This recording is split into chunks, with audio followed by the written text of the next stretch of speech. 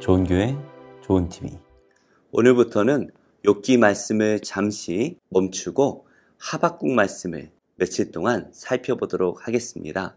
하박국 선지자는 북이스라엘이 망하고 남유다가 정신을 차리지 못하고 있는 그 시기에 활동한 선지자입니다. 요시야 왕이 잠시나마 선을 행했지만 그 이후에 나왔던 모든 왕들이 다 악을 행합니다. 하나님의 선지자들의 말을 듣지 않고 계속해서 악을 행할 때에 하나님께서는 여러 선지자들을 통하여서 경고의 말씀을 주시죠. 특별히 이 시기에 활동했던 하박국 선지자는 도무지 이스라엘 백성들이 정신을 차리지 않고 또 이방 민족을 통하여서 이스라엘이 멸망을 당한다라는 하나님의 말씀을 이해할 수가 없었습니다.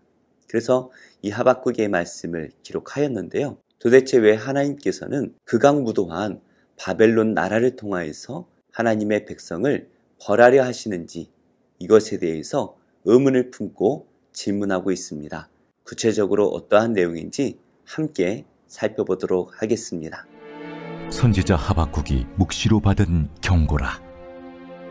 여호와여, 내가 부르짖어도 주께서 듣지 아니하시니 어느 때까지리이까? 내가 강포로 말미암아 외쳐도 주께서 구원하지 아니하시나이다. 어찌하여 내게 죄악을 보게 하시며 패역을 눈으로 보게 하시나이까? 겁탈과 강포가 내 앞에 있고 변론과 분쟁이 일어났나이다. 이러므로 율법이 해이하고 정의가 전혀 시행되지 못하오니 이는 악인이 의인을 애워쌌으므로 정의가 굽게 행하여짐이니이다. 여호와께서 이르시되 너희는 여러 나라를 보고 또 보고 놀라고 또 놀랄지어다. 너희의 생전에 내가 한 가지 일을 행할 것이라. 누가 너희에게 말할지라도 너희가 믿지 아니하리라. 보라, 내가 사납고 성급한 백성 곧 땅이 넓은 곳으로 다니며 자기의 소유가 아닌 거처들을 점령하는 갈대아 사람을 일으켰나니 그들은 두렵고 무서우며 당당함과 위엄이 자기들에게서 나오며 그들의 군마는 표범보다 빠르고 저녁 이리보다 사나우며 그들의 마병은 먼 곳에서부터 빨리 달려오는 마병이라. 마치 먹이를 움키려 하는 독수리의 나름과 같으니라.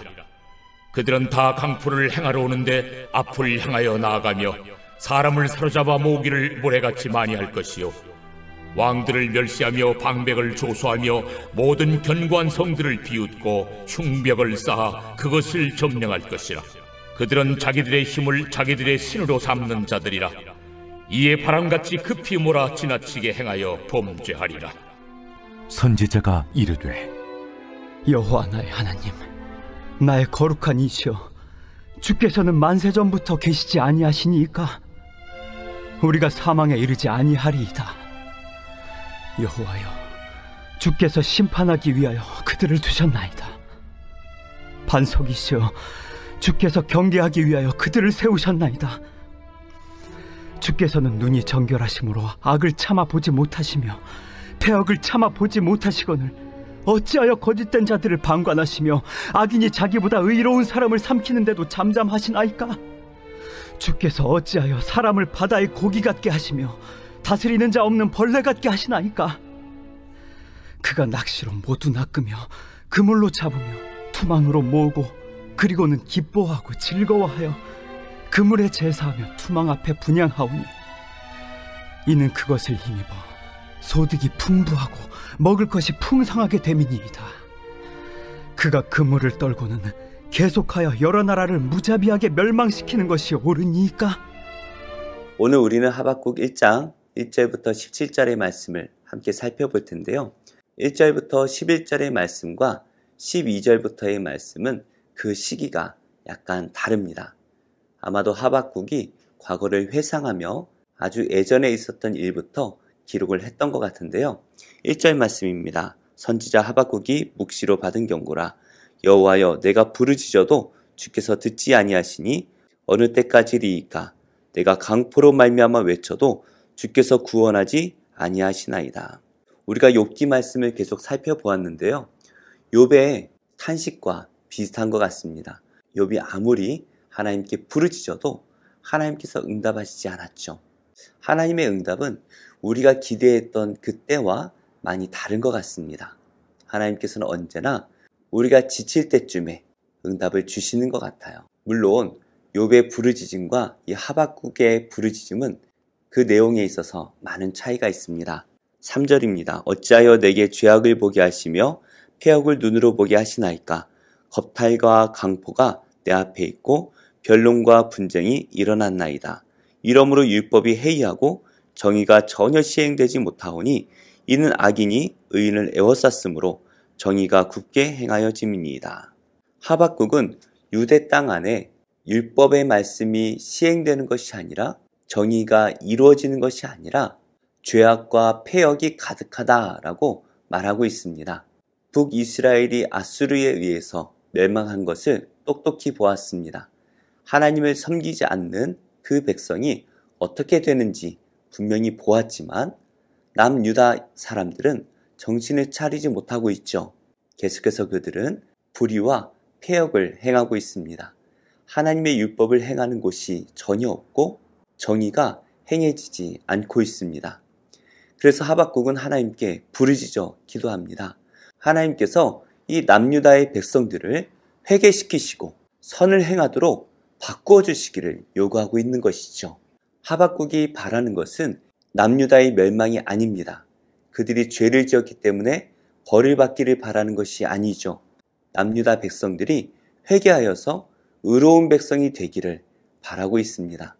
하지만 하나님의 응답은 전혀 달랐습니다. 하나님께서는 이스라엘 백성들이 이방 민족, 특별히 바벨론에게 비참하게 끌려갈 것이다 라는 것을 예언하십니다. 5절입니다. 여호와께서 이르시되 너희는 여러 나라를 보고 또 보고 놀라고 또 놀랄지어다. 너희의 생전에 내가 한 가지 일을 행할 것이라. 누가 너희에게 말할지라도 너희가 믿지 아니하리라. 하나님께서는 한 나라, 바로 바벨론을 일으키셔서 이 바벨론이 이스라엘을 비참하게 만들 것이다 라고 말씀하십니다. 얼마나 비참한지 하나님께서 말씀을 하셔도 어느 누구도 믿지 않을 것이다 라고 말씀하고 계시죠. 하나님께서 이스라엘을 벌하기 위해 세우셨던 그 바벨론이라는 나라는 어떠한 나라입니까? 7절이죠. 그들은 두렵고 무서우며 당당함과 위엄이 자기들에게서 나오며 그들의 군마는 표범보다 빠르고 저녁 이르보다 사나우며 그들의 마병은 먼 곳에서부터 빨리 달려오는 마병이라. 마치 먹이를 움키려 하는 독수리의 나름과 같으니라. 이렇게 무섭고 당당하고 위엄 있는 이 바벨론이 이스라엘을 공격할 것이다 라고 말씀하십니다. 그리고 이어서 그 바벨론이 9절 말씀이죠. 다 강포를 행하러 오는데 앞을 향하여 나아가며 사람을 사로잡아 모으기를 모래같이 많이 할 것이요.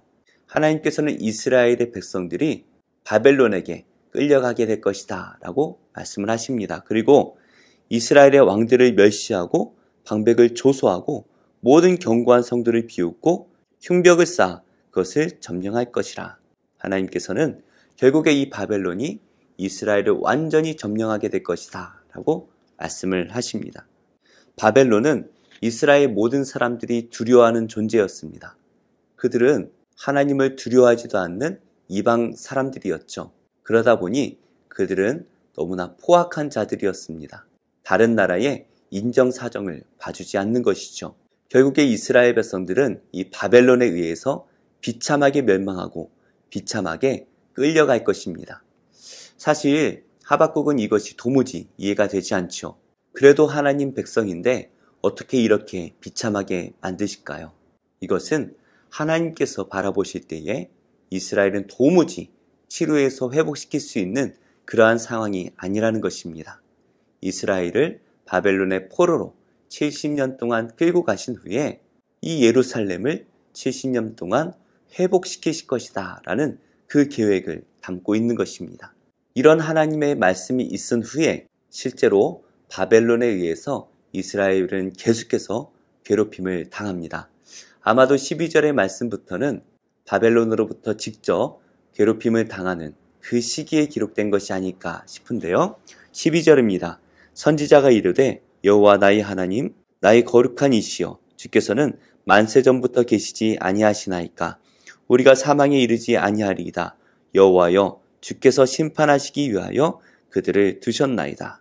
반석이시여 주께서 경계하기 위하여 그들을 세우셨나이다. 하박국 선지자는 범죄한 이스라엘을 벌하시기 위해서 주변 나라들을 세우셨다라는 것을 인정합니다.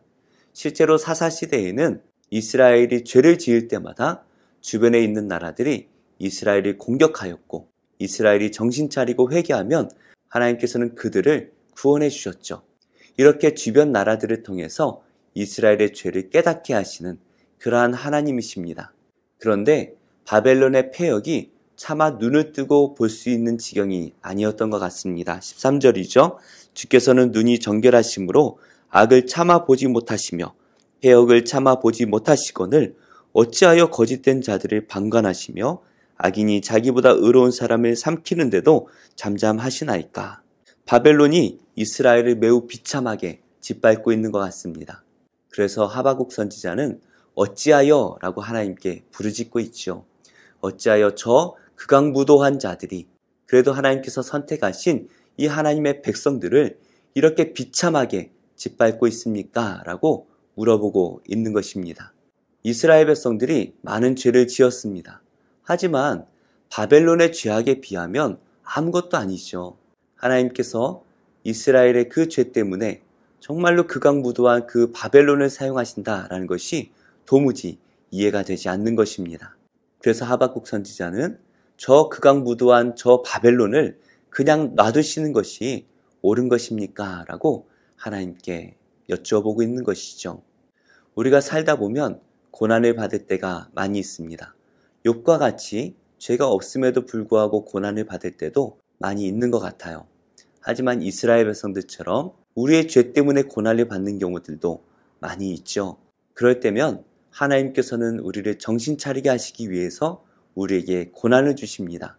그런데 그 고난의 수위가 우리가 생각한 것보다 높을 때가 가끔 있는 것 같아요.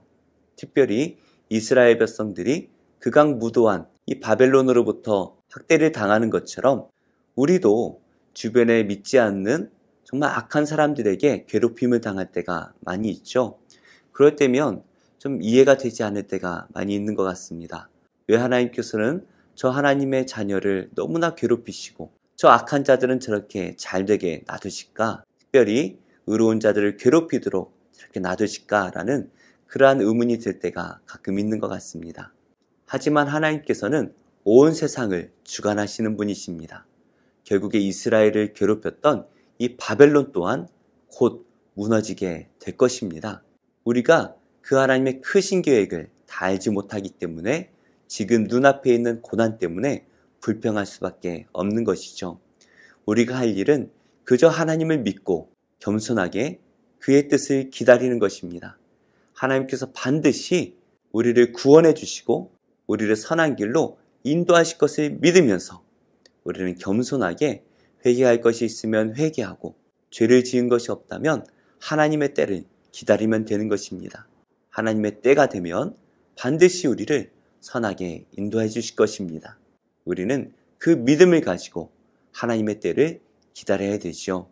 하박국과 같이 이해할 수 없는 일들이 우리 앞에 벌어지더라도 하나님께서는 반드시 우리를 선하게 인도하실 것을 믿으며 끝까지 하나님을 붙들며 살아가는 우리 모든 성도님들과 또 제가 되기를 예수님의 이름으로 축복합니다.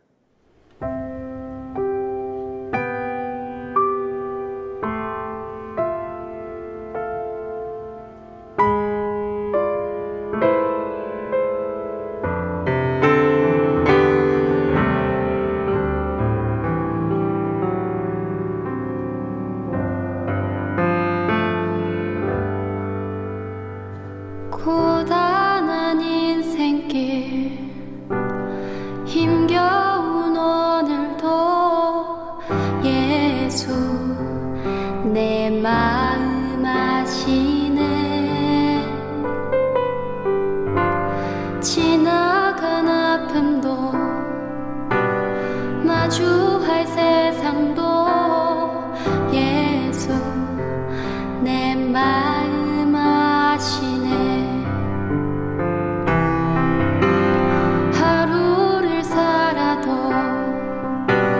기쁨으로 가리 예수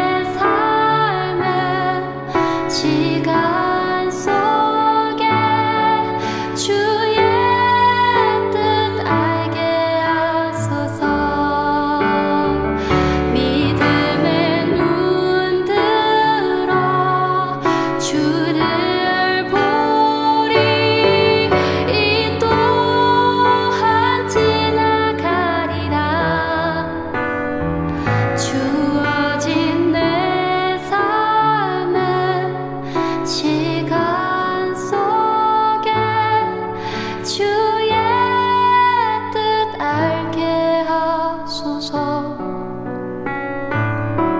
주의 뜻 알게 하소서.